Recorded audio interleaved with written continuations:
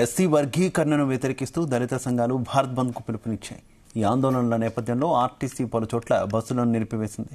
విజయవాడలో సిటీ బస్సులను పాక్షికంగా నడుపుతోంది. పండిట్ నెహ్రూ బస్టాండ్ నుంచి పలు ప్రాంతాలకు సర్వీసులను అధికారులు నిలిపివేశారు. తెనాలి, గుంటూరు, రేపల్లె, మచిలీపట్నం, గుడివాడ, అవనిగడ్డ తదితర ప్రాంతాలకు బస్సులు వెళ్లలేదు. దీంతో ప్రయాణికులు రాకపోకలకు ఇబ్బందులు పడుతున్నారు. దళిత సంఘాల నాయకులు మచిలీపట్నంలో బంద్ చేపట్టారు. పట్టణంలోని బస్టాండ్ నుంచి బస్సులను కదలకుండా అడ్డుకున్నారు. ఇక వర్గీకరణ జరిగితే దళితుల్లో ఐకమత్యం పోతుందన్నారు. అవాంఛనీయ ఘటనలు జరగకుండా బస్టాండ్ ఎదుట భారీ సంఖ్యలో పోలీసులు మోహరించారు. దళిత సంఘాల ఆధ్వర్యంలో గన్నవరంలో బంద్ చేపట్టారు. బంద్ తీరుకు జిల్లా ఎస్పీ పరిశీలించారు. గుంటూరు జిల్లా మంగళగిరిలో వాహన రాకపోకలను దళిత నాయకులు అడ్డుకున్నారు. కళాశాలలకు వెళుతున్న బస్సులను రోడ్డుపై నిలిపివేశారు.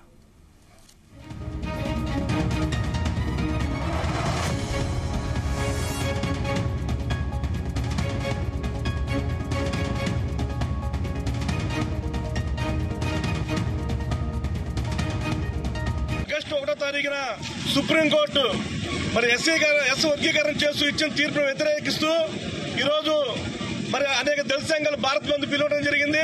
అందులో భాగంగా ఈరోజు మచిలీపట్నంలో బంద్కి మద్దతు ఇవ్వాల్సిందిగా బందర్ ప్రజలు కోరుతా ఉన్నాం. ఎందుకంటే వర్గీకరణ వద్దు, ఐక్యత వద్దు. విడిపోవటం వల్ల దళితుల్లో ఐక్యత కోల్పోయి